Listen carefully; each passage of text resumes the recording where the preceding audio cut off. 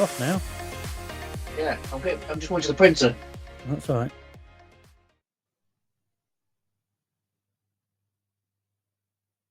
And there he is. He's back. Welcome to this evening's Three Fish on the Shirt. Steve's got his episode sheet in front of him, ready for us to have a bumper episode, 2 home games to talk about. So I'm Dave Dixon. This is Three Fish on the Shirt. And Steve, would you like to introduce yourself? And good evening and welcome. Hello, David. I'm Steve Risley, Dave's partner in crime on Three Fish in the Shirt.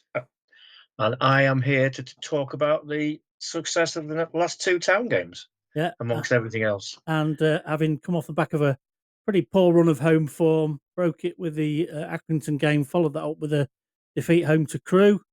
We were hoping the other night that we'd keep things moving again and get another victory, and we did against the unfortunate Harrogate, who came across the town side prepared to dig in and win. Steve, so what did you make of the game the other night against Harrogate? Boxing Day game. Yeah. It was tight. I was optimistic about getting a result. It was tighter than because they weren't very good. I didn't think Harrogate, but we did enough to. I was optimistic we were going to get a result, but it was a bit tight in the end. Typical town, wasn't it? Yeah, 2-0. I thought we were really frustrated first half. We looked good, and I think we both said to each other at the start of the game, "God, these look like they're there for the taking." And then we go in at kind of 0-0, kind of 0-0. It either was or it wasn't. Like been a little bit pregnant. Yeah, we went in at 0-0, really frustrated, and we kind of, that's got town written all over it, and oh bloody hell.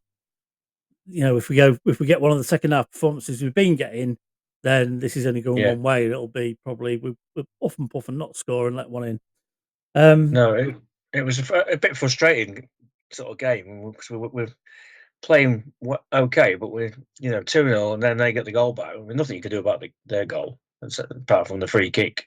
Yeah, apparently, I didn't think it was a free kick, but it was. And then they got the goal back, and then we're hanging on for a little bit towards the end, which we shouldn't have been. But coming out in the second half, we didn't get one of those poor second half displays that we've been getting at home. We got quite the opposite, and we started to play some nice football and get the ball into danger areas, which we've been crying out for, particularly at home. Creating some danger, creating some excitement, getting the crowd going, and so it proved. And Jane Luca was the key that unlocked the door on 2 occasions. So he's playing down the right side, but he's a left footer, so he's coming in on his left foot, and of course it led to Curry's first goal for Burnley Town. So we'd had a break going forward. The ball was lost, recycled back out, and Luca managed to get hold of the ball again, floated a beautiful ball in across the front of the goal, and Corey, was charging in, managed to get the merest of touches from his head and shoulders. No advertising. We're not advertising on this channel, but got his head and shoulders on the ball and ended up in the net for his first goal, which was nice. Yeah, I didn't. I mean, my nephew was down by the food van, and from his angle, he didn't think he got a touch, but Curry didn't get a touch, but he did. Yeah, very faint, but he'll know. Only know for sure. And I don't think he'd be wanting to claim his first goal if he hadn't touched it. I think he'd be wanting to make sure. He definitely touched it, and then in front of the pontoon on Boxing Day, a big crowd in. Yeah. It's your first goal. You'll remember that for the rest of his career. So. Everybody equally is pleased for him, and I think one of the other happy things about the whole thing was that his mum and dad had come up to watch him as well, which is nice because they're not always there. They're from down London way on, which he went down between the 2 games to see family. That's it. I mean, he could have scored his first goal away at Morecambe on a Tuesday night or something. Yeah, with one man with nobody watching. Yeah, exactly. But it was on a big day, big crowd. Yeah, and I was so pleased for him because I think he's going to be a top player for us. Yeah, no, I really do. Exactly. And then not resting on our laurels, we managed to continue on. And it was Luca again who took a goal kick from Jordan Wright, who absolutely mullered his free kick free kick, goal kick into the opponent's half, Harrogate's half, and it was Luca who got on the ball again, turned his man, and played a first time ball into Van Thorsen, who was running onto the ball more or less off the shoulder of the last defender. Got in Yeah, front, and I don't know about you, but one of the things that I felt as he was heading down on goal, he's definitely going to finish this. I had no questions that he was not going to finish it. yeah. There was a little confident in putting it away, and in front of it again. It was a fantastic finish. So you still got to put the ball away, haven't you? It's and he's not been that confident so far, but he's getting there now. I Yeah, think and he's been one of slowly. those players as well who's been a bit up and down. He's shown flashes, sometimes not been in games when they've been more physical, or not taking his opportunities to shine. Maybe when he's had the chance. And I Yeah, think these last two games, it really looked like he was trying to change that, and did. yeah. Although he wasn't sort of selected in the starting lineup, he's come off the bench and done the business. So Town ended up on 34 points at the end of that game, and sort of like feel like the dark horses of the top half of the table, being on only 3 points behind second place Port Vale. That's right. Yeah, it's just unbelievable with our home record. Where we are in the league. Yeah, So it's so tight, that league. I can't remember a league being this tight. And one win, and you can go up by 8 places, yeah. But depending on well, all the we've been looking results. at the likes of Port Vale and Walsall, and Mm, thinking, oh, they're the front runners, they're the top guys, and yet we find ourselves 3 points behind Port Vale on at the end of that match. And that's there it. was an interesting bit of data going around. I'll flash it on the screen. Is that Port Vale were closer to 14th in terms of number of points Mhm. than they were Walsall in first, with a one place Yeah, top. behind. Such, That's just mad. such is the tightness of the mid section of the table. Yeah, because all the results are going every week. There's nobody winning apart from Walsall, winning consistently. Everybody else is just beating everybody, Yeah, and yeah, yeah. And so that Harrogate game, it's one we've never beaten. We haven't won on Boxing Day for 8 years, I think it is. mm, We've never beaten Harrogate in the league, so it was all set up to be broken, shall we say? That's what rules are there to be broken, aren't they? all these Or records are there to records, be yeah. broken. Yeah, no, So absolutely. And I think the other thing was, if you think about last year, Harrogate did the double over us last year, so that's another sort of hoodoo yeah, off our and backs. and I always think we should be beating places, teams like Harrogate. I know we just should be the size of our club, and Yeah, but yeah. yeah, we're 2-1, and we're 3 points behind Port Vale, who we played on And that the was the, Sunday. the other weird thing going into the game, thinking, oh, we've got Port Vale coming in, they're a really good side, and they're above, they've been at the top of the Mm. table all season. We're 3 points behind us. It's a top of the table clash. It's no longer well, we're playing one of the top sides, really. Not So, really, so I no. think we needed that belief to say halfway through the season, which after the next game, the Port Vale home game, we would Mm. be, that you can judge yourself as being in the right where you deserve to be in the table. That's it. And I mean, that's. we're up there. I think that's the first. I think I'm right in saying that might be the first time we've beaten the team at home that's above us. We've Yeah. beaten a lot of teams that have been below us, and we've lost to all Doncaster and Yeah, Walsall and Walsall. Yeah, yeah, teams like that. yeah, But now we're moving up the table. Teams are going to be looking at us, yeah, saying, "Oh, they're well up there." yeah. So we are in the top half. So we followed up the Harrogate game with the Port Vale match, and going into the game, I wasn't as confident yesterday as I was at the Harrogate game. I was And the I op- and I I was the opposite. and you were the opposite, which is good. We balance each Yeah, other out. With a bit of the universe being in harmony.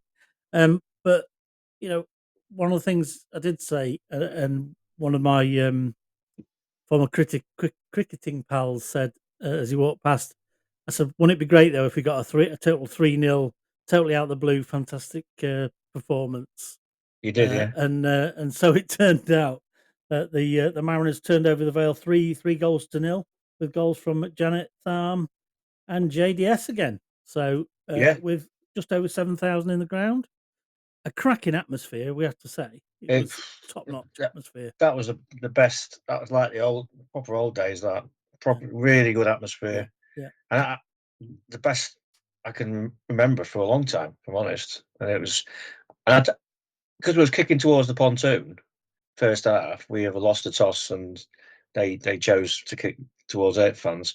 But I thought that helped the atmosphere in the first half, getting us going. And from then on, it just it never waned. And everybody, the whole crowd, the whole ground, you could hear them singing and like I think David Artell says, I don't know if it was the mulled wine that everybody's been drinking, but I think it's Boxing Day win, and then everybody's relaxed. But maybe they're off work. Yeah, a few people, probably I'm off work. Probably a little bit of a lack of expectation about being Port Vale as well. We're not expected to beat them, and a bit of come on, get into them. Bit of that, but actually, I'm off work. I'm relaxed, and everybody's like, they're in there, Been a bit and more festive. Yeah, and I think it was. I think it just grew and grew during the game, and it was really good. I think you're right, and I think their gamble at the start of the game, if it was theirs, to kick towards the Cleethorpes end in the first half towards their own fans. If they'd got a goal, that might have worked. They did have the better of the first 10 minutes, but as Town settled down and started to win some of the midfield battles, McEachran was brilliant again. Corey was excellent. Tackles were flying in, clean, nice, clean. There was a tackle tackles. in the first 10 minutes where Corey in front of the defenders. Correct, yeah. And then he was going like, "Let's come on," and it obviously helps the players massively. Yeah, and I think once Town sort of weathered that first 10-minute storm, I think that kind of set the tone for the rest of the match. Then, as you rightly say, it took sort of a few minutes to get a few sort of things created before the real sort of danger started to come. Interestingly, on the 23rd minute, something we've never seen before at Blundell Park was a 1-2 with the local wildlife. So McJannet coming out of defence, took the ball inside, lumped the ball forward to try and get it over the halfway line to Luca on running on the right hand side, the opposite side, and old Jonathan Livingston managed to get a touchdown to Jordan Davies. Beg your pardon. Jordan Davies. So, or do we call him Steven Seagull? Steven Seagull, played well on the wing. Apparently, under siege he was. Yeah. Seagull. But never seen that before. All the games we've seen. And you think we live in a coastal area, and we've watched how many matches with seagulls buzzing about, and that's the first time we've managed to do it, and counted as a completed pass for McJannet to I want to call him Jordan Thompson now, Jordan Davies, who then put in the ball forward and got us on the attack. Luca had a great shot saved by the legs of the keeper on about 25 minutes, and then just before the half hour, the ball broke loose in the Port Vale penalty area. Davies looked like he ought to leave it just to let go for a corner, but chose to just stop it on the point of the edge of the penalty area and the goal line, or the umpire line. Put his foot on it and then just put in a gorgeous stood up cross to the far post where McJannet was waiting in to knee it into the net from close range, and the place just erupted, didn't it? Yeah, it did. It was like the roof came off the place.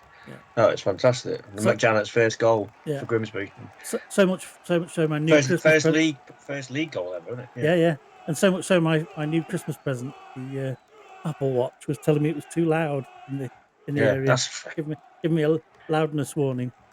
What's that? 85 decibels, wasn't it? It was actually saying 100 and above. It was saying, you need to. That must have been me cheering in your ear. Well, maybe. Now you know what I have to put with. But we'll take it for the benefit of what we've just witnessed. And so McJannet wheeled away, as Corey had in midweek, to his first ever career goal for Town, in front of the pontoon again. Similar type of goal, yeah. Yeah. Also, it probably was just before that. Port Vale were lucky to have 11 on the pitch when Jesse Deborah took out. I think it was Hume in midair. Oh no, it was McJannet, wasn't it? Took out McJannet in midair, just McJannet, yeah. totally mullered him in the air. Yeah.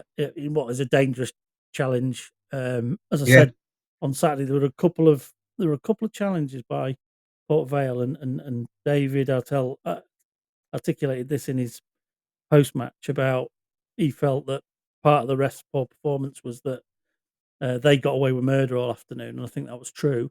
A couple of challenges that I noticed that were bordering on criminal. That one from Deborah, Yeah. where he basically Hume's in midair.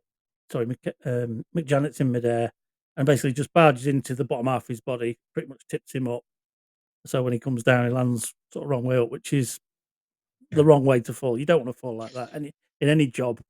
So No, right. for me, that's more than a booking. In rugby league, if you do something like that, it's penalisation and you could end up off the field. And that's a much rougher sport when you think what those players have to Yeah. endure. And But then we ended up losing McJannet off the pitch because it went off. for supposedly 30 seconds, their play was Yeah. booked. So somebody said there's a rule that if the player's booked, you don't have to go off. But You don't have to go off. Didn't seem to apply. No. But we're left defending for the next what felt like about 2 or 3 minutes with 10 men. It was a minute or two, yeah. The ref seemed to forget about it, didn't it, Well, as the play went on. maybe still thinking of the Seagull. Or was that before? I can't remember. The continuity is gone, hasn't it now? Also, later on, He made some errors, the ref. Yeah, and I think it might have been later on in the first half. There was also a barge on Rose, which is one of those hitting somebody from behind with force in the back. Oh, yeah. Can be quite damaging. And again, it's one of them things in rugby league, you're just not allowed to do it. Yeah. Not allowed to hit somebody blind from behind. Proper badge, and it was a yellow card, that, but he never gave him a yellow card. Didn't give him anything. So Town 1-0 up and cruising towards half time, and then we should have had a penalty just before half time. One of the most blatant handballs I've ever seen in the box at the pontoon end. Yeah, it was straight on his hand, and that was a guy who shouldn't be on the pitch. Wasn't it? Deborah. Jesse Deborah, yeah, got away with murder. We managed to capture 2 angles of that, Steve. So we'll just pause and talk slowly while I'll inject the edit of your video and my video into the. Mine was the one from the low angle. Yeah, and mine was one for the upper angle, and I think it's just so obvious. He just controls the ball with his hand, and then he's able to clear it. So that is just shocking. Yeah, he played them now. Yeah, so it's because just looking at the bookings for the game, there was only that Deborah got booked and Davies for us. Yeah, Davies a big challenge from behind in the second half. Well, that was it. Really clean though, because he took him out and stayed on his feet. But that was handball. Referee missed it. Yeah, the linesman missed it as well. So we're both going down for a drink at half time, thinking we should be 2-0 up now with a penalty, and again wondering can we manage to not have a second half the like we've had a few times at Blundell Park this season, and again it wasn't to be. It was a good second half. At Port Vale huffed and puffed, but never really created massive danger. I think Jordan Wright parried one clear from a bit of a scramble in the goal, but that was about it. All the shots were. They only had 2 shots on target. They had, and we had 8. We had 8, but they had more possession than we did. Yeah. But they just didn't. I can't remember making any save note. Yeah, I mean, Accrington made him work harder, didn't they? To be honest. Yeah, definitely, yeah. And that's Port Vale, and then and they went over to their fans at the end. I think they were told to go over. Apparently, by one of them with outstretched hands that was going. Yeah, and they were having a go at them, saying, "But they are still second in the league, aren't they? So you can't.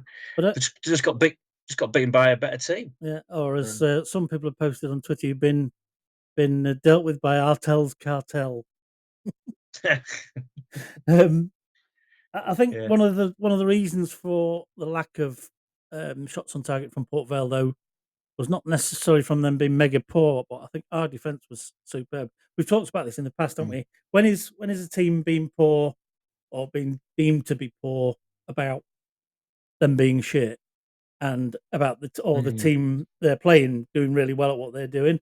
And I think Port Vale, you could see they're the makings of a good side. Play the ball Oh, about definitely. quickly, quite physical, get They've got, forward well. But when they got in any danger areas, our guys did the job. They got a yeah. foot into the tackle. They scrambled the ball clear. There was never any kind of danger. The only time I remember having kittens in the second half was when Harvey Rogers let that cross go straight, did an air kick, and it went straight across the goal. Had there been Well, a Billy Sharp or an Andy Cook at the far post, it'd have been a goal.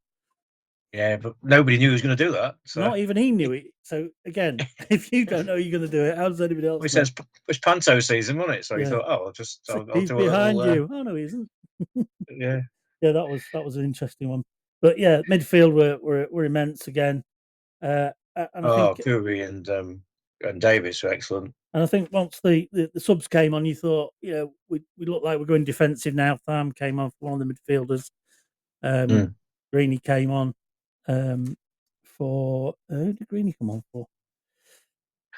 Greedy, he came on for Davis. Yeah, and Town looked to Tam be came on for Luca. yeah. So we looked to be going a bit more defensive, didn't we? And then and Svan Thorson came on as well. Who did he replace? Callum Ainley. So, Hmm. but that was we lost Cass, didn't we, to an injury? Yes, that's true. Yeah, and Terrell Warren came in and did really well. I thought he's I rate him. To be yeah, honest, I rate him he looked probably he higher looked than Cass. he looked really good. I think they're both different, aren't they? Different players.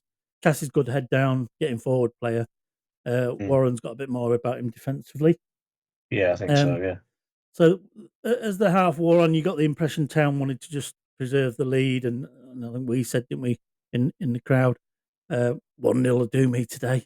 If we manage to keep a clean Yeah. sheet from here, we've won. Wouldn't that be great? A win.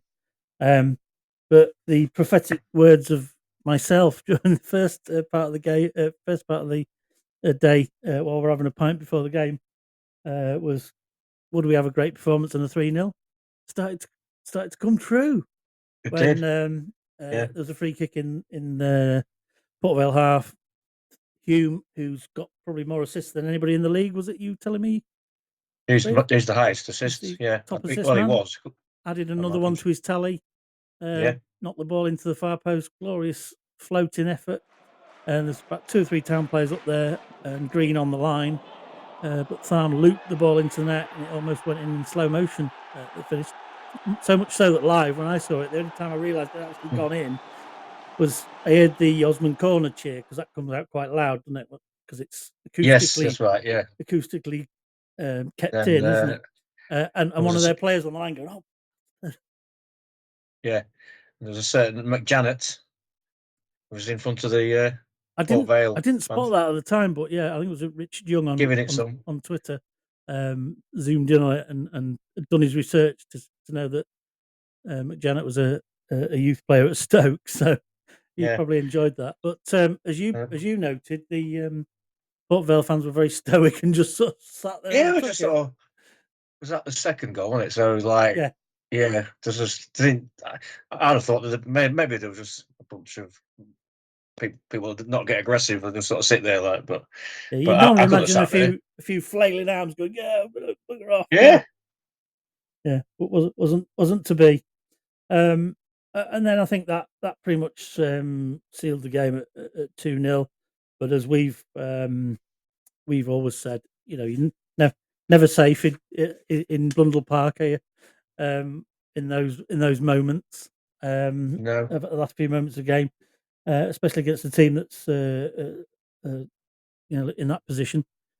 And then we got another surprise in the 92nd minute, the second minute of 6 Mm. added on by the ref, which I wondered where all six came from, but there were a few injuries, weren't there? Goalkeeper gave the ball to his left back, then took it back again, just sort of seeing out time, I think. And then he just took a little bit too long on the ball, and Sven Thorson had other ideas about what was going to happen next, and closed him down Yeah. rapidly. Yeah, nipped in and nicked the ball and scored from a tight angle. he, I have clo- to add. he closed him down. But I watched it. He didn't sprint like really sprint, but then the keeper took an extra touch, and that's when then he did think, "Oh, I've got him here." Yeah, And but God, I see it so often now though with these goalies, don't you? yeah. Trying to play out. But his finish was from a tight. I know it was an open goal, but it's still a tight Oh, angle, that's isn't good. it? He Yeah, had to put it in still. yeah, It was a good finish. yeah. But yeah, that's 2-2 for him, and he 2-2 scored. for him off the bench, and delighted as he was to celebrate at the Osmond end this time in front of the Stick town him back in because the of freezer.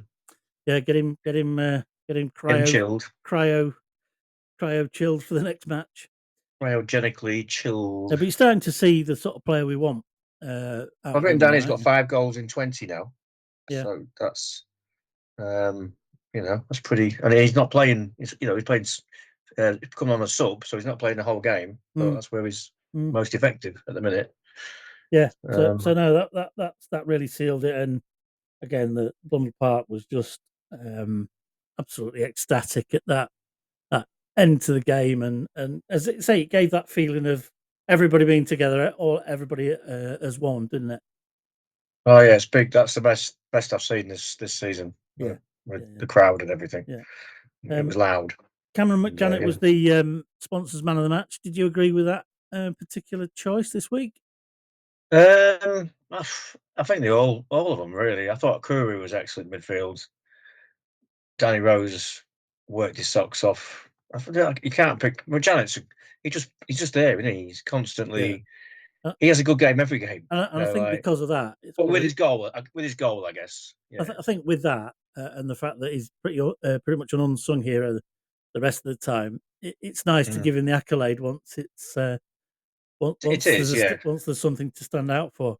Not that is him not standing out is anything to be disappointed about. Him not standing out is fantastic for a centre half because Yeah. normally if your centre half stand out, it's because they're either under massive pressure But or they're I making a mess mean, of things.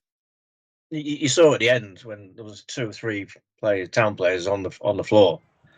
They were absolutely spent because they'd done that much running. We hadn't had a lot of the ball second Yeah, half, and yeah, they'd run and run. And Curry and especially yeah. he'd run And like I himself say, into it the wasn't ground. just one. There was 4 or 5, 6 players went straight down Yeah, at the final whistle. They just run the blood to water, which is what a Blundell Park crowd like that has been yeah, deserving for some time, uh, yeah. and and the effort Well, fine. wasn't wasted, was it? Yeah, finding a big crowd in box Christmas period, Yeah, and we got the win. yeah, Finally, yeah, 2 wins. So, yeah. Excellent. but yeah, So and it helps. It's good that we haven't had to travel the team. So that's gonna traveling this time of year. It's not the best, is it? So no, yeah, it's the roads might be a bit quieter depending where you're going, a bit busier in some places, but no, it's been it's been nice for us to get to the games as well, which was another yeah, bonus. and it's nice to go cheerio, cheerio, cheerio. Yeah, and not be walking out, looking into Yeah, that blooming Osmond end, seeing I a can't load of remember. fans dancing and players dancing in front of the fans. Me Yeah. fuming as I leave the ground. Oh, I know. It's nice not to have you fuming. I'm sure it is. But honestly, I was like, I can't remember the last time we did that. The fans, especially with a lot of fans, because they Yeah, bought yeah, 700 or 800, yeah. so I was they all slightly started walking in. disappointed in that though. I thought they'd have brought 1,000. Yeah, being that high Right, up in the yeah. league, but what we factored in probably didn't factor in till the day, and I hadn't picked up on this. And I think it was you that told me was they'd sort of won one in the last 6 or something like that, or lost Yeah, 6 of the last 7 or some ridiculous stat like that. they hadn't won in 6, Yeah, and now they haven't won in 7. And I've been looking at the on the BBC website the results and the comments, all the comments. There's loads of comments against Darren Moore. yeah, yeah, Criticise his selections and the amount of money he spent. The yeah, squad he's assembled is 3 to 4 times League Two's average, yeah, and he's not playing with a striker. They were saying it was all Port Vale comments and yeah, that. But yeah, so don't like him, his tactics, and they are still second, yeah, joint second. yeah, But their budget, they should be they should be flying, really. When we have a good performance like that, I always look to see what the opposition say about it, and look at the interviews of the opposing team. And I found Darren Moores and one of their players, and the total two interviews of this player and Darren Moores were 1 minute and 15 seconds. Was Because that one of Seagull? Darren Moores was about 1 minute and two, and the player was about 13 seconds. Yeah, Yeah, it was shit. It wasn't good enough. Sorry, fans. It was more. That was more or less it. yeah. I think he from what I could read, he tends to blame the players a bit. Yeah, Sort of yeah. calls them out, and he sent them over to the. I presume he sent them over to their fans, and they Mm, were just sort of doing this, and they were having a go at him. mm, So, mm. which expect more from a Well, team second from top. yeah. But They're certainly not very together at the minute, either, which hopefully is good for us if we're on the way up, they're on the way down. I'll say Um, they have 1 in 7, so they're going to yeah, be. They need to do something. and it's in our hands now, isn't it, to decide whether we're going to stay up there or not. We've got some teams around us to play in the next few weeks in Bradford, although they're not far behind us. They're a bit further down, aren't they? Notts County, Chesterfield. So there's some really tasty games to get stuck into. So if we can get Three big games coming up. Yeah, yeah, Bradford, well, Accrington, and then Bradford, yeah, Notts County, yeah, Chesterfield. Yeah, exactly. And we'd like we'd like to see that same level of effort again against them sides. So I'm really looking forward to those games. Probably more than I would have been now after that boost at mm. Christmas. But they do often say, don't they, the busy Christmas period is a good sort of catalyst for the rest of the season, isn't it? Yeah. But you got four. You got 4 games in. I think I worked it out. 10 days. I think Mm. it is. I think David Tell said 4 in 9, but Oh no, it could. I Yeah, won't because argue with you. because you've got it starts on the Saturday, and then you go the Boxing Day, and then you got the Sunday, and then another Yeah, Saturday game. So yeah, unless he's counting the ones from Boxing Day to no, he'll be counting them ones, won't he? Boxing Day, it's a Swindon game on the 27th, 28th, 21st. then played on the 29th, playing again on the 1st, and then playing again on the 4th. So Oh, it's if you yeah. it's those 9 days he's counting from Boxing Day to Oh, I Saturday see. the Yeah, 4th. Yeah, 26, 28, 29, 30, 31, 1, 2, 3. Yeah, so it's 9, yeah, 4 in 9. Yeah, it is intense, isn't it? yeah. Oh yeah, that's a game every 2 days on average, isn't it? I was telling the wife, Lucy, about it. She was going, So in a bit. "What, they're playing again?" I said, "Yeah, on New Year's Day, and then they're playing Yeah, again on Saturday." She yeah, said, "Flipping out." yeah. I'll be So, watching it on the Sky on on Wednesday yeah, because it'll be on I'm watching it. Sky I'm Plus. watching at my in-laws' house. Yeah. Oh, so you'll be watching it with Dick, will you? Well, I got my 10K running the New Year's Day 10K run Oh in the yeah, morning. yeah. Then we're going around there for a roast lamb dinner, Very and then nice. it's watching with Dick. Right. Yeah. Yeah. So we're white. So I'm just going to be after my 10K. I'll be sat there trying to stay awake. And not drink too much whiskey. No, because I'm back at work next day. Oh, you back? Is that when you're back? Is it second? Thursday, yeah. Yeah. Right. Same. Thought so. Ooh. Anyway, um, so yeah, a great Christmas week for us then. 6 points in the little parcel under the tree from David Artell to us all. I Yeah, think he was pretty happy after the game. Nice to hear. Um, it's Van Thorsten speaking last night after the game. He was delighted. He's got family over as well at the minute for Christmas. yeah. So that was So nice for it's all good at the minute. All good. I mean, for him. and that's back to back home wins for the first time. I'm not sure. It's a Yeah, long time. yeah. And I Almost said think it if you a look at year. back at our last 6 games, although we've had a couple of defeats that've been really frustrating, 4 wins, 4 wins in 6, and Mm, it's decent form by anybody's mm, stretch. I think one of the things mm. that was probably the biggest downer was we failed to beat the Clown last week, and the lows. As being a Town fan, the lows are as low as the highs are high. So Mm. that's what makes the roller coaster of being a Town fan such a fantastic thing to behold. Well, yeah, from maybe not being happy at all in early in the season with a home form to singing. Well, I was Town are going up. Yeah, yeah. So, Ever the but if we had optimist. one, I just said, if we had one more point, we'd be clear in second. Yeah. Which you would not have thought that No. end of last season or start of this year. No, exactly. Unbelievable. It is, yeah. David Artell is a top bloke. Yeah. So moving on then, following the success of Town. This is better than the version I had up before. So that's better, yeah. If you look at the Harrogate game, then the actual attendance was 6,514, and you said 5,150, which meant you were 1,300 out. What happened there, Steve? You had a mare. I don't know what happened there.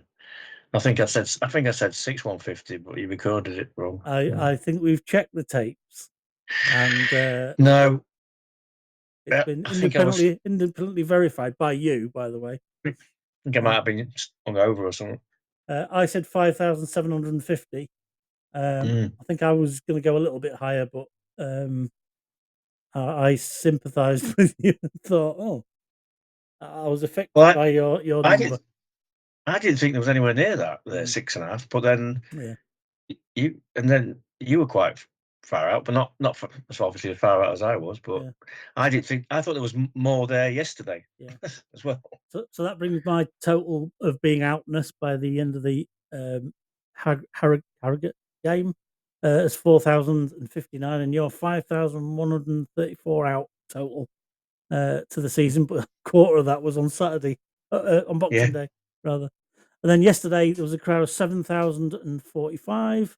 My guess was 7,642. Your guess was 7,250. So you were within a couple of hundred yesterday, which was a much better performance. I was talking higher numbers, wasn't I? Early before the game. Yeah. I think I was just a ploy to get me to go too high, which is exactly what happened. Yeah, laid the foundation for that one. Thanks for that. Your shithousery is as legendary now in the attendance competition as Max Crocombe in the cramp division. It's going to be nearly 8K, Dave. Yeah, but when we did it, when we said it, I was like, started looking around again, and I thought, oh God, I think there is more than 7,200, and then it came up 7,000. You start to look to see where you'd fit another 1,000 in, don't you? For example, you think, and I think probably the allowed capacity is 9,000, but I reckon that's with the extra seats in.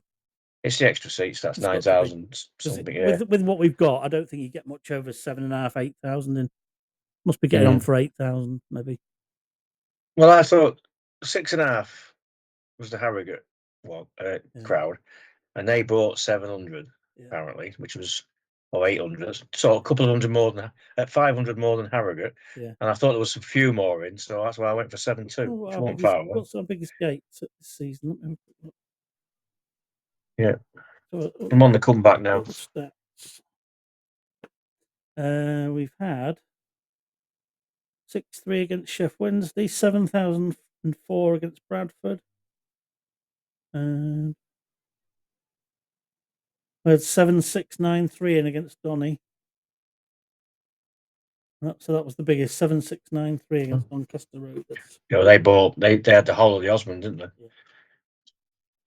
So you've made a comeback anyway. That's the main thing, and on the way back. We'll keep monitoring the situation. Marathon, not a sprint. Yeah, absolutely.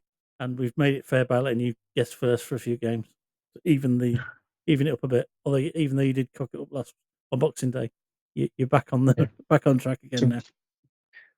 Well, we weren't going to do it without looking at the crowd, weren't we? Before we got there. Well, that was an option, wasn't it? I'd probably been best forcing you into that, but I relented and let you. Maybe next time I can go and look at the crowd and you do it from behind the stands. Might have been better off. So we've got a few what I now call X-Town analytics to catch up on because we didn't do a session together on after the Swindon game. So there's quite a few former Mariners out there doing their stuff. We didn't do one after Swindon, so we've got the post Swindon ones, the post Harrogate ones, and the yesterday Christmas games one. I think there's only one of them. So of the Swindon game ones, I've got Michia Fete, no less, scoring in the Scottish Premiership for Ross County against St Mirren. Yeah, I see that. Yeah. George Lloyd against Shrewsbury for Shrewsbury against Wigan, scoring an 87th minute goal, which I think we've commented a number of times how often he scores late. He does score late goals. He did for us at Donny, didn't he? Yeah. Next one up, your favourite, Manny D, just threw himself at that penalty. Yeah, for Poole. In the 64th minute for Hartlepool against Yeovil. And then he scores goals wherever he goes. And then if we were Town, we probably wouldn't announce this one. Was Luke Spokes, who managed to score for Hornchurch against Chippenham. How far some have fallen, but yeah, he was the one who we put him in the squad, but we hadn't announced we'd signed him. So yeah, that's right. I think the comms team forgot to announce him. Ouch, that's got to hurt, isn't it? It's got to hurt. And then after the Harrogate game, first one on the list, Max Crocombe scored for Birmingham against Burton. Yeah, own goal. I haven't seen it, so I don't know how spectacular it was, but yeah, maybe he got with an own goal. Maybe he went to kick the ball out and he got cramp and it went in. It in. Although we didn't manage to beat Swindon the week before, James Tilley for Wimbledon managed to wreak some revenge on our behalf that week. Again, another old favourite who's been banging him in. Andy Cook scored 2 against Port Vale. Yeah, he scored his 100th league goal, didn't he? Was that his 100th goal, was it? That is in that game, yeah. Yeah. His 100th goal. And Jamie Osborne for Solihull. I hadn't heard of him for a while. He's back at Solihull. That's where he came from. Yeah. So at Boston. It seems to be a bit of a waste of talent, Jamie Osborne. He looked really good for us once he got going. He looked a proper footballer, but he's just wants to be close to home or not ambitious, maybe just he just wants to be a big fish in a small pond. But I don't mean that in a disrespectful way. If he's happy with that, but happy to be a star at Solihull as opposed to I thought he could have been good with us, but never mind, didn't work out. Peppel again's on the mark. He's definitely National League level. Banging the goals in. Southend got 2 for them against Ebbsfleet that week, and then he's getting there. I only spotted 1 yesterday. Unless you've seen any more, it was actually 2 because he scored 2 in the same game. You got that one? Yeah, Matete. Yeah, I see that. Yeah, I got 2. Jay Matete against Lincoln. He was on loan here, wasn't he? He was, yeah. He was good player as well. Really good player. Yeah. Was he on Fleetwood? Wasn't it? Yeah, I think so. Yeah. Yeah, I didn't see any other games. So, any other scores? No. So that was a good catch up on our X-Town analytics. Again, results for the last couple of weeks. If you look at the 2 games that we just talked about, Boxing Day we've got Wimbledon 1, Swindon 1, Bradford 2, Port Vale 1, Bromley 5, Newport 2, Carlisle 0, Morecambe 1. So Carlisle's really struggling, although they did get a win yesterday, which we'll come to. Cheltenham 2, Crewe 1. Cheltenham starting to get a little bit of form. If you think how we struggled with Crewe, they managed to beat them. Colchester 2, Gillingham 0. Gillingham falling by the wayside a bit now. Although they're mid-table, but they were promising when we beat them. They were really promising at the top end of the table, weren't they? Yeah, they've got a budget as well, right? Yeah, Fleetwood 2, Chesterfield 0. We beat Harrogate, obviously. MK Dons 0, Notts County 2. Notts County coming into a bit of form. Salford 3, Barrow 0. Barrow certainly up and down. Salford are flying. Yeah. I think the fourth or fifth game in a row they've scored with without letting a goal in. That'd be 4 clean sheets then. Yeah. Tranmere and Accrington was postponed, and I think we were surprised at the start of our game to see that was the case until we got a picture live from the social media of Prenton Park on the Wirral, and it was thick fog. Basically, you couldn't see from one end to the other, so that was called off. And Walsall beat Doncaster 2-0, and then yesterday Bromley and Swindon drew 1-1. Carlisle beat Accrington. So Accrington having a bit of a struggle. Carlisle making a little bit of a comeback. Bradford 2, Chesterfield 1. So that completed a pretty miserable couple of Christmas games for Chesterfield. Cheltenham. Bradford had a good 2 games. Yes, yeah. They 1-2. Yeah, exactly.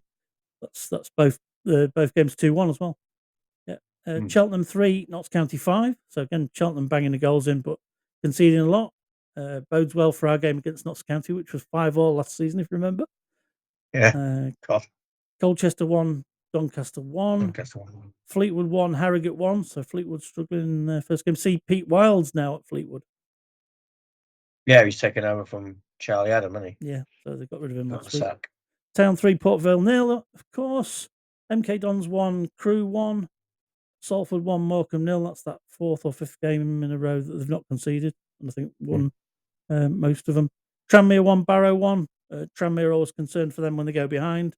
They went behind from an own goal, which is a bit unfortunate deflection, but managed to secure a penalty to get back on level terms, which was scored by Omari Patrick.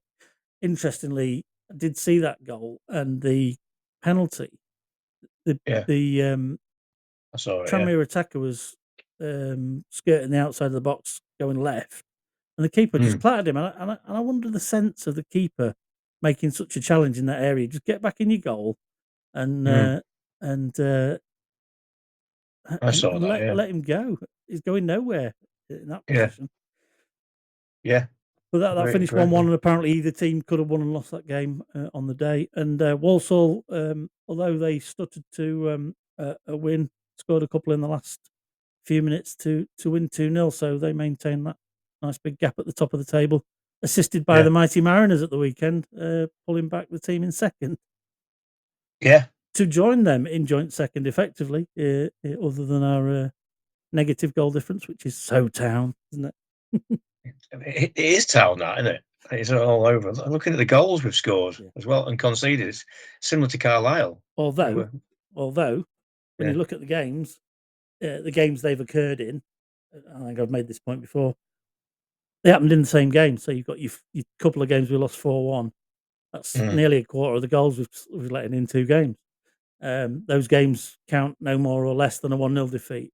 So it's weird, but it's there. The other thing to take note of is who's won the most and who's won the next most. It's us and Walsall, isn't it? Walsall have won 14, we've won 12, and next is on 10.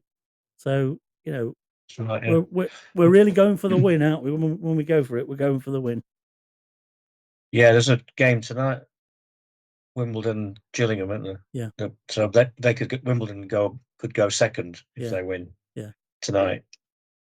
So are they away? Wimbledon. Wimbledon must be away, are they? Wimbledon at home. Oh, at home are they? To Gillingham, yeah. So if they win, then their goal difference is they're on 34. Right. Let's hope for a draw then. Yeah, well, take 2 points out of both of them. Their goal difference is a lot better than all the teams above them, so they'll go second. Yeah. That'll be 1, 2, 3, 4 teams on 37. Yeah. So seems to be the in number. Yeah. Any other news from around Blundell Park? We've talked about the placings madness in the league table. The only thing we've probably not talked about since it came about was Dave Moore retiring at the end of the season. That'll be the end of an era. Yeah, it had to happen eventually, but he's been part of the club since I've been watching. Well, Dave was a stalwart right back in the 79-80 championship winning season with his brother Kevin. God rest his soul. And and his other brother. Yeah. As well. Yeah, he wasn't quite hit the heights of. No, did you hear the interview with him? No. He didn't have any regrets. He was asking about any regrets he's got, and he said, "No, I don't do regrets." He said, but he said, but maybe just that he left the club too early. Yeah. When he left to go to, and he said if he stayed, he could have possibly played with Dave Moore and Andy Moore in the same team. Oh, right. He said he'd have loved that. Yeah, and I think he said that's the only one. Probably would have been better for Andy as well, because Andy never quite sort of hit the levels of the other two, did he? No, not like. But yeah, Dave's So they've already advertised for his job. And he said So he says that he wishes he was half as tough as the fans think he is as well, and if he's just half as fit as the fans think he is. But I think he's pretty he's a fit. fit guy, isn't he? When you think Yeah, about I've seen him running. you think about how old he is. Yes, he's as fit as a butcher's dog, and he is. To use David Artell's words. Yeah, I think he's had a lot of. I think he's had a problem with he's had a new knee. I think a knee op. Yeah. Dave says, but he's still fit as. I don't know But he what takes was his he? own advice because your physios will tell you any joint problems. The best thing you can do for the joint is to make sure it's strong. And the best way to make it strong is to stay fit and keep your muscles around the joints nice and strong. That's it. Yeah. And if anybody doesn't know that, he will. It's it's really important. Yeah, he's been fantastic for the club. Unbelievable, proper legend.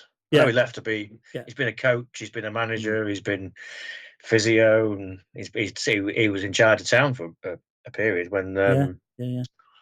We don't. I went to Bolton away in the cup. I remember we lost 1-0, and he was in charge that day. But he's been there for the club whenever he's been needed, and he's stepped in. Yeah, he's been caretaker when Hurst left, times. didn't he? And all the rest of it. So no, he's been an absolute star. It would be a shame for him to go, but like I say, all good things come to a close, and the new applicant needs to be wear shorts only, no long trousers, please. Yeah. So good luck to Dave, and we wish him well. But we've got him for the rest of the season, so it's not goodbye yet, but it's interesting. See if we can get him on, Dave. See if we can get him on. Yeah, that'd be great. That'd be great if we can get him on. Get some stories.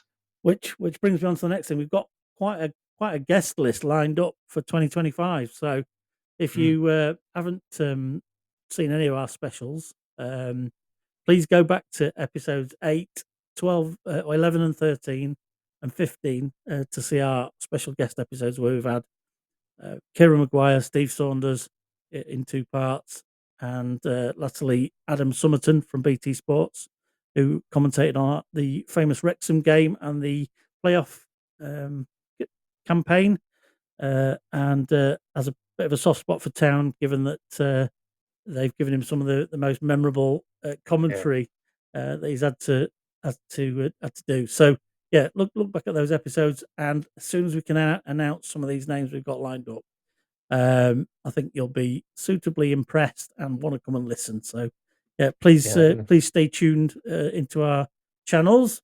And if you've got any thoughts on anything we've said on these episodes, you disagree with us, agree with us, just want to share your own view, get in touch, and we can share your views or get you on to come and talk with us about it. Any other news from you, Steve, this week? No, just looking forward. We're going to Bradford, aren't we? Yeah, we're watching on telly on New Year's Day, but there on Saturday, so we'll have seen all the games, which is great in one respect. Yeah, much as I hate the Sky shit, I am grateful for it on Wednesday, I have to say. There's 2,000 tickets, I think, sold for Bradford. That's incredible, isn't it? It's just mental. That is just. I mean, I think it's 2.8. I think, but yeah. So we might have a bit of vlog episode from Bradford if it's we get some footage of us on the road, if you like. Yeah. Interesting episode. That's about it really from me. Yeah, nice one. Well, Merry Christmas. Happy New Year. All the best for the new year for you. Have a great New Year's Eve. We'll be having our comment on Accrington and Bradford on a double episode again next weekend. So if you're wanting to tune in to find out our thoughts on Accrington and Bradford, it'll be next week's episode. We're not doing a midweek one. We're getting back to work and everything. So all the very best, and thank you once again, Steve, and up the Mariners. Thanks, Dave. See you next year. Yeah, see you next year. Up the Mariners. Up the Mariners. This is TNT Sports' Adam Summerton, and you're listening to Three Fish on the Shirt.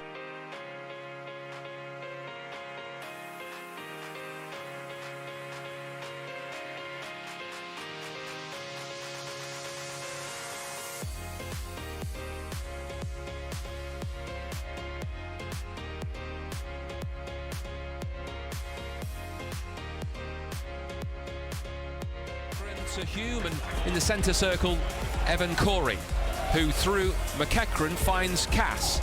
Cass with a low ball into the penalty area, the apex of the box, deep inside the Port Vale half. The cross comes in and it's been turned in at the back post. The Mariners have taken the lead through McJannet. His very first league goal for the Mariners, and just look at that celebration from him. He's mobbed by his teammates at the pontoon end of the ground. The Mariners have got a free kick. Denver Hume over this ball, attacking the Osman Den, flighted towards Hume, and there is the header, and it's gone in, and Doug Tharm has got the goal. Look at the celebration. The Mariners have been under pressure in this second half, but with 9 minutes left, Doug Tharm has only his second Mariners goal.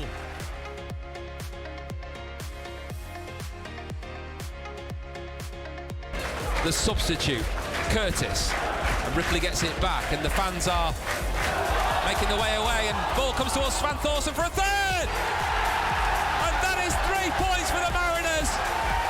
A right muck-up in defence by Port Vale, and in the dying stages of this one, the Mariners have secured all 3 points this afternoon, and it's Svan Thorson on the score sheet once again.